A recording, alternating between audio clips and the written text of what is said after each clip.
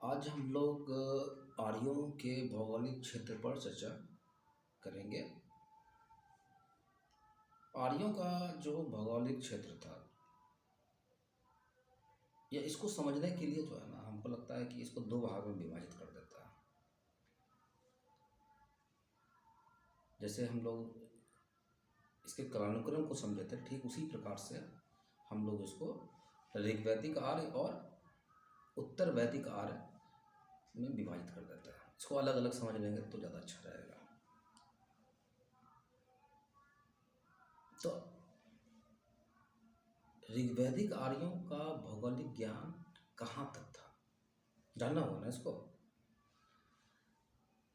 तो हम लोग तो एकमात्र स्रोत के रूप में ऋग्वेद को ही देख सकते हैं, मजबूरी भी है। तो ऋग्वेद में स्पष्ट रूप से कुछ नदियों की चर्चा की गई है, और इन नदियों के चर्चाओं से जो है ना, हम पता कर लेंगे कि ऋग्वैदिक आर्यों का भौगोलिक ज्ञान कहाँ तक था। अब जैसे कि अफगानिस्तान क्षेत्र में देखो, तो वहाँ की नदियाँ हैं गोमती, सुवास्तु, कुभा और कुर्म। इसकी चर्चा हमको ऋग्वेद में मिल जाती है।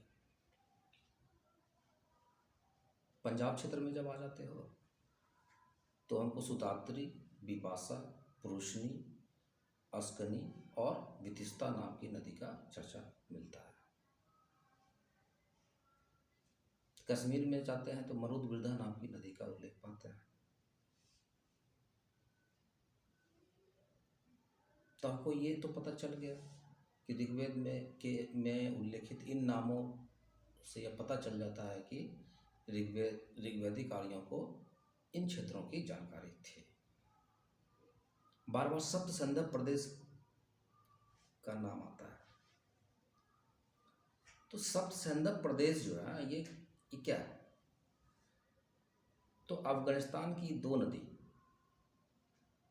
ठीक है, तुम्हारा क्या हो गया, ये गोमती और सुवास्तु। अफगानिस्तान की दो नदियाँ और पंजाब की 5 नदियाँ, ये दोनों मिल के हो गए 7 नदियाँ, और इन्हीं 7 नदियों के नाम पर सप्त संदर्भ प्रदेश का निर्माण हुआ।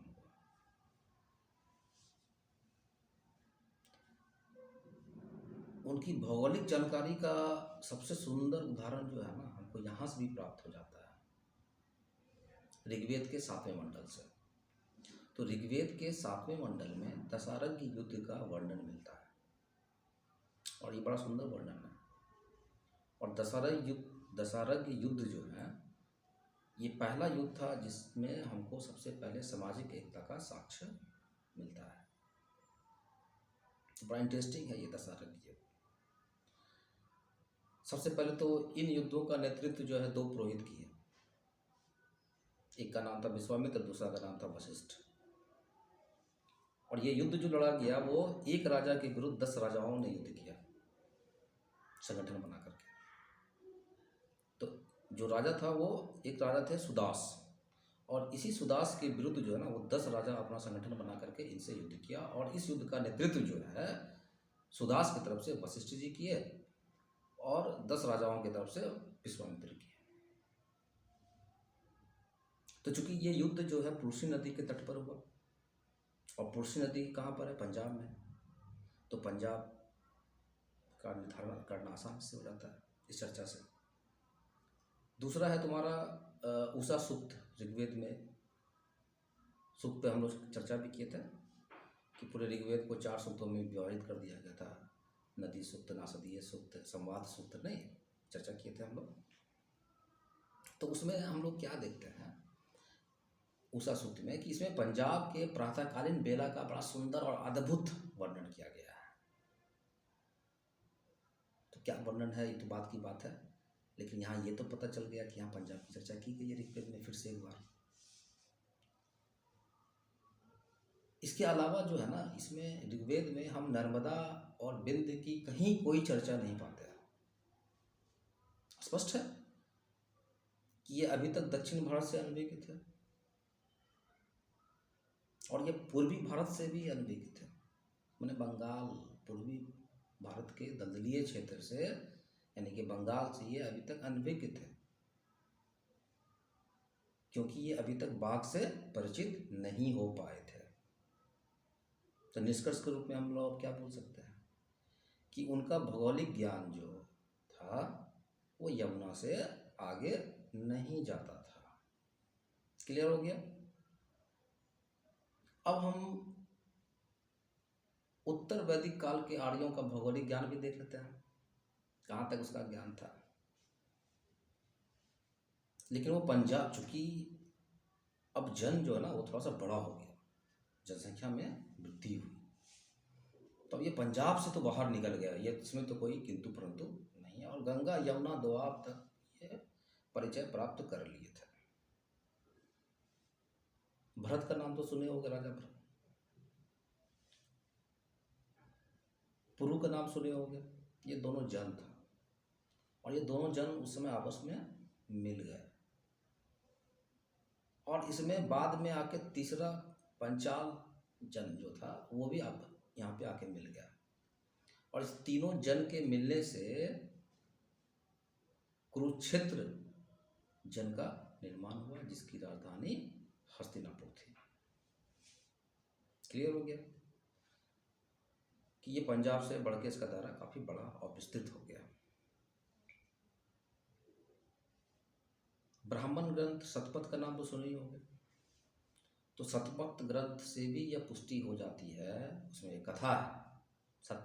एक विदय माधव नाम का व्यक्ति था जिसने जो है अग्नि देवता को प्रसन्न किया, और अग्नि देवता जो है खुश होकर के सदानीरा नदी को पार किया। सदानीरा बोले तो गंडक नदी को पार किया। अग्नि देवता प्रसन्न होकर पार किया, सब जैसे आगे बढ़ते गया जंगल को जलाते चला गया। आज भी बसने के लिए हम लोग जंगल जलाते हैं, पेड़ काटते हैं, वही काम उस समय हुआ। तो जब गंडक की चर्चा हो गई, सदानीरा की चर्चा करते हैं, तो इसे स्पष्ट हो गया ना कि अब जो है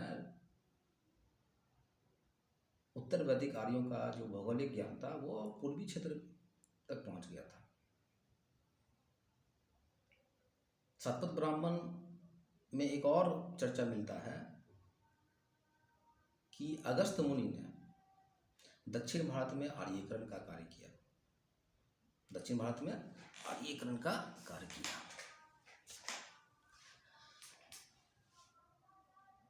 तो दक्षिण भारत में तो अनार्य लोग रहते थे, तो वहां पे एक अभियान चलाया होगा।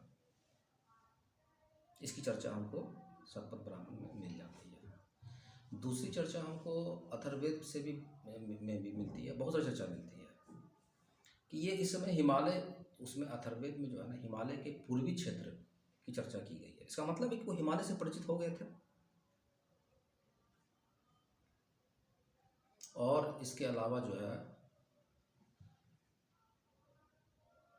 ग्रंथों से ये भी पुष्टि हो जाती है कि उत्तर वैदिक आर्यों को नर्मदा नदी से परिचित हो गए थे। नर्मदा नदी से तो परिचित, वहाँ तक पहुँच गए थे।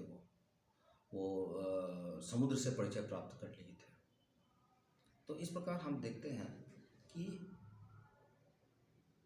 उत्तर वैदिक आर्यों का जो भौगोलिक ज्ञान था वो इस काल में काफ़ी बढ़ गया।